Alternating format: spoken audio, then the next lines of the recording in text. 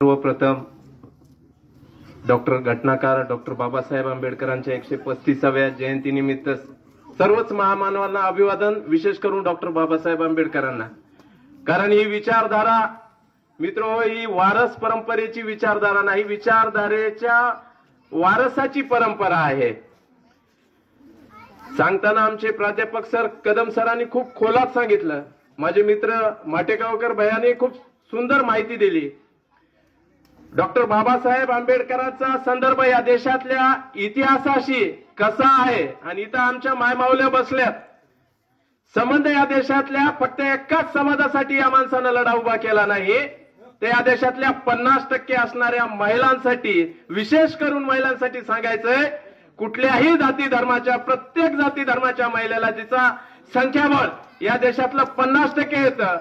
स्वतःच्या मंत्रिपदाचा राजीनामा दिलेला आहे. आतापर्यंत कुठल्याही स्तरावर एकाने मंत्रिपदाचा राजीनामा एखाद्या विषयासाठी दिलेला नाही.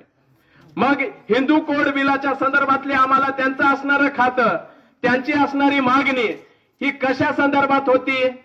आताही डोळे उघडून राजकारणी लोक बघतात जागा कोणाला सुटली, बघतात की नाही? ग्रामपंचायतची सरपंचाची जागा कोणाला सुटली, जिल्हा परिषदची जागा कोणाला सुटली, पंचायत समितीची जागा कोणाला सुटली, हे विषय आम्हाला शिकावं लागतील. एकच मुद्दा सांगतो, खूप वेळ झाला, मी तुम्हाला जास्त बोर करत नाही, पण या देशातल्या असणाऱ्या महिलांच्या प्रश्नाशी निगडीत, या देशातल्या असणाऱ्या शेतकऱ्यांच्या प्रश्नाशी निगडीत आमच्या प्रश्नाची उत्तरं, आमच्या प्रश्नावर असणाऱ्या लढ्याशी संदर्भात ढाल म्हणून दिलेलं डॉक्टर बाबासाहेब आंबेडकरांनी दिलेलं जे संविधान आहे ते आमच्यासाठी कसं चांगलं आहे.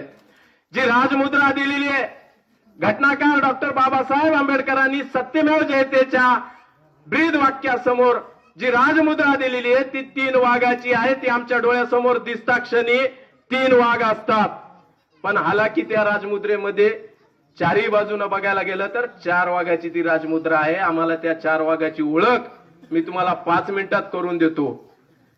शासन, प्रशासन आणि या न्याय व्यवस्था हे प्रथम दर्शनी दिसणारे हे 3 वाघ आहेत. तिथं तुम्ही जाण्याचा प्रयत्न करा, हे घटनाकारांना सांगायचं होतं. म्हणजे संविधानाच्या भूमिकेत अभिप्रेत असणारा विषय आहे. जिसकी जितनी संख्या भारी उसकी उतनी हिस्सेदारी, हे संविधान आम्हाला सांगतं. मग आम्हाला आमच्या टक्केवारीप्रमाणे आम्ही किती आहोत आणि त्या प्रमाणात प्रतिनिधित्वाची संधी त्या सभागृहात, मग ते शासनाचं सभागृह असेल, प्रशासनाचं, शासनाचं, म्हणजे समजण्यासाठी मला तुम्हाला सांगायचंय, निवडणूक प्रक्रियेतून जे लोकप्रतिनिधी सभागृहात जातात त्या लोकप्रतिनिधी बद्दल, म्हणजे तुमच्या गावची ग्रामपंचायतचा सरपंच असेल, पंचायत समितीचा सदस्य असेल, जिल्हा परिषदचा सदस्य असेल, हे 3 पायऱ्या झाल्या. 4थी पायरी विधानसभा आहे, 5वी पायरी लोकसभा आहे. तुमचे प्रश्न मांडण्यासाठी तुमच्यातला माणूस तिथं पाठवणं हे आपलं घटनाकारांना अपेक्षित होतं आणि ते त्याच्या संख्येच्या प्रमाणात गेलं पाहिजे. प्रशासन म्हणजे तुम्ही जे हातात पुस्तकं घेऊन शिकायलो, अभ्यास करून पास व्हायलो, कुणी डॉक्टर व्हायले, वकील व्हायले, इंजिनियर व्हायले आणि नोकरीच्या माध्यमातून प्रशासकीय अधिकारी व्हायले. आमचे सर हे प्रशासकीय अधिकारी समजा त्या पद्धतीने आलेले आहेत. इथेही तुमच्या जातीच्या संख्येच्या प्रमाणात तुम्ही गेला पाहिजे, ते त्यांना अभिप्रेत होतं. 3री व्यवस्था होती शासन, प्रशासन संपल्यानंतर न्याय व्यवस्था. आता तिथल्या न्याय व्यवस्थेत बी काय घडलं पाहिजे, आम्हाला न्याय मिळाला पाहिजे, या हेतूने आपल्या विचारधारेचे माणसं तिथे गेले पाहिजे, घटनाकारांना अपेक्षित होतं. होतं काय की आपल्या विरोधी विचारधारेचे लोक जर या जागा बळकावत असतील तर आपल्याला न्याय मिळायला उशीर होईल. सर, या देशामध्ये फुले शाहू आंबेडकरी विचारधारेमध्ये छत्रपतीला गुरु मानणाऱ्या घटनाकार डॉक्टर बाबासाहेब आंबेडकरांनी त्यांच्या लेटर हेडवर जय शिवराय लिहिल्याशिवाय सुरुवात केली नाही. त्या छत्रपती शिवाजी महाराजांचे स्मारक उभे केले म्हणून आज एक माणूस 600 स्मारक उभे केले म्हणून जेलमध्ये कायद्यावरच बोट ठेवून हे सांगतात टीव्हीवर प्रचार प्रसार. आता 4थ्या वाघाचा विषय मी नंतर सांगणार आहे. 3 दिसते वाघ आहेत आणि याच गोष्टीचा आधार घेऊन धर्मवीर प्रतिष्ठानच्या माध्यमातून 600 स्मारक उभे केले होते. मी त्या बारकाव्यात सांगतो, छत्रपतीचे स्मारक उभं करणं गुन्हा आहे आणि रायगडावर कुत्र्याचं स्मारक पाडणं गुन्हा आहे. हे आम्हाला कळायला पाहिजे ना. जे इतिहासात नव्हतंच ते उभं राहून बोखंडीवर आमच्या बसलंय आणि आमचे राजे आम्ही कुठं मांडले का म्हणून आमचा माणूस मध्ये जाते, हे आम्हाला कळालं पाहिजे. चौथा वाघ आहे प्रचार प्रसार माध्यम सत्ता. ही तुमच्या आमच्या हातात असली पाहिजे. ती आताच्या तारखेत नाही, मी खेदानं म्हणतो. तुमच्या आमच्या हातात फक्त फोन आहे. पाहिजे त्या पद्धतीने सगळी प्रचार प्रसार माध्यम सत्ता RSSच्या ताब्यात आहे. ते त्यांना जसं योग्य वाटेल तसं सांगत आहे. 600 स्मारक उभे केले, 4 जागी वाद आहेत, मान्य आहे. ते 4 वाद तिथल्या स्थानिक भागातले असतील. ज्यानं स्मारक उभं केलं आणि तुमच्या ताब्यात दिलं ते दोषी कसा?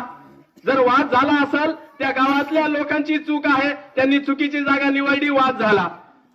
पण ह्या गोष्टी शिकलं पाहिजे. आता जयंतीच्या बाबतीत आता सर आपण म्हणलात वाचून साजरी करायची का नाचून, दोन्ही गरजेचं असते बरं का. तसंच नुसते पुतळे उभे करून होणार नाही म्हणे, त्यांचे विचार झाले पाहिजे. अरे पुतळे दिसले तर पाहिजे ना, स्मारक दिसल्याशिवाय विचार येणार आहेत का? हे स्मारक दिसले पाहिजेत. म्हणूनच महात्मा फुले यांनी एवढं मोठं स्वराज्य उभं केल्यानंतर ज्या छत्रपतीने स्वतःच 18 पगड जातीला घेऊन स्वराज्य उभं केलं, त्यांची समाधी सुद्धा लयास गेलेली होती. त्यांना ती शोधावं लागली होती.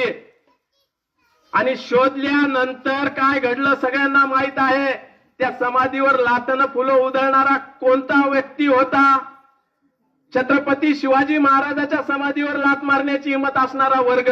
त्या काळातला आम्ही समजू शकतो. समाज अज्ञानी होता, सुशिक्षित नव्हता, त्यांना त्याचं महत्व कळालं नाही. पण महात्मा फुलेच्या लक्षात आलं की छत्रपती शिवाजी महाराज आणि त्यांचं स्वराज्य, त्यांची जयंती सुरू केल्याशिवाय कळणार नाही. म्हणून पहिली शिवजयंती साजरी करणारे महात्मा फुले आणि त्यांना गुरु मानणारे घटनाकार डॉक्टर बाबासाहेब आंबेडकर.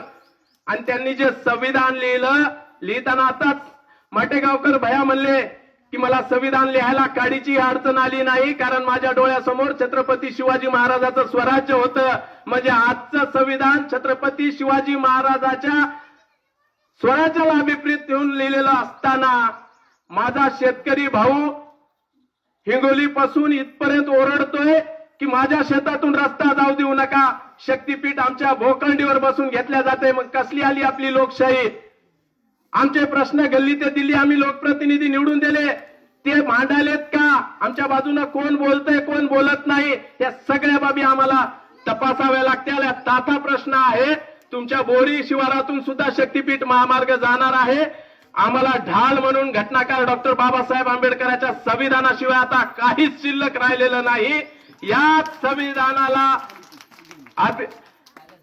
उराशी बाळगून आम्ही तो 4था स्तंभ येणाऱ्या काळात वापर करणार आहोत. रस्त्यावर उतरण्याचा त्यांनी जे दिलेला अधिकार आहे, आम्हाला त्याच्याशिवाय काहीच राहिलेलं नाही. शासन प्रशासन न्याय व्यवस्था मनुवाद्याच्या आजच्या तारखेनं ताब्यात आहे. आता रस्त्यावर उतरण्याची शेवटची भूमिका शेतकऱ्याला घ्यावी लागणार आहे, एवढंच सांगतो. आणि हुकुमशाहीला झालेली सुरुवात आपल्याला थांबवावी लागणार आहे, एवढं म्हणतो. खासगीकरणाच्या विरोधात आताही आपण बघितलं, त्या रस्त्यानं चालणारे हे रस्ते तुमच्या आमच्या पांधन रस्त्याचे विषय नाहीत, शेतकऱ्याचे विषय नाहीत. ज्या छत्रपती जर म्हणत असतील डॉक्टर बाबासाहेब आंबेडकर की मी हे स्वराज्याला अभिप्रेत ठेवून संविधान लिहिलं, मग त्या स्वराज्याचा जाहीरनामा होता शेतकऱ्याच्या भाजीच्या देठालाही हात लावू नका. मग आमच्या शेताच्या शेत तुम्ही कसे घेतात? हे प्रश्न तुम्हाला पडले पाहिजेत. फक्त बाबासाहेब आंबेडकरांची जयंती फक्त बौद्धवाड्यात, महात्मा फुलेची जयंती मारे गेलीत, छत्रपती शिवाजी महाराजांचा कार्यक्रम तिकडे एका विशिष्ट वर्गात, हे आम्हाला थांबवावं लागेल. ही विचारधारेची परंपरा आहे, ही रक्ताच्या वारसाची परंपरा नाही. आम्हाला छत्रपती समजून घ्यावे लागतील, बाबासाहेब समजून घ्यावे लागतील, महात्मा फुले समजून घ्यावे लागतील. ज्याच्या कानापर्यंत हा विषय चाललो त्या प्रत्येकाच्या आयुष्याशी निगडीत हा विषय आहे. आम्हाला संविधान सुद्धा समजून घ्यावं लागेल आणि त्याच संविधानाचा आधार घेत आपल्याला इथून पुढे कायम संघर्ष ठेवावा लागेल. एवढंच बोलतो. खूप वेळ झाला, तुम्ही ऐकून घेतलं. खूप सविस्तर सरांनी मांडणी केली, माटेगावकर भयांनी मांडणी केली. पण येणारा काळ संविधान वाचवण्याचा आहे. त्या बाबतीत जरा खोलात माहिती घ्या. संविधान वाचलं म्हणजे बाबासाहेबांचे विचार वाचले, त्यांचा देव होऊ देऊ नका. एका विशिष्ट समाजापुरतं देव झालं ना सगळं संपतंय. त्याचं म्हणजे एकाच वर्गाने त्यांना घेऊन नाचायचं हा विषय ठरणार नाही. बाबासाहेब या देशातल्या तत्कालीन 30 आणि आजच्या 130 कोटी लोकांचे उद्धारकर्ते आहेत. त्यांच्याबद्दल पुन्हा एकदा सगळ्यांना जय भीम घालतो. डॉक्टर बाबासाहेब आंबेडकरांचा माझे 2 शब्द आवडते घेतो. जय हिंद, जय महाराष्ट्र.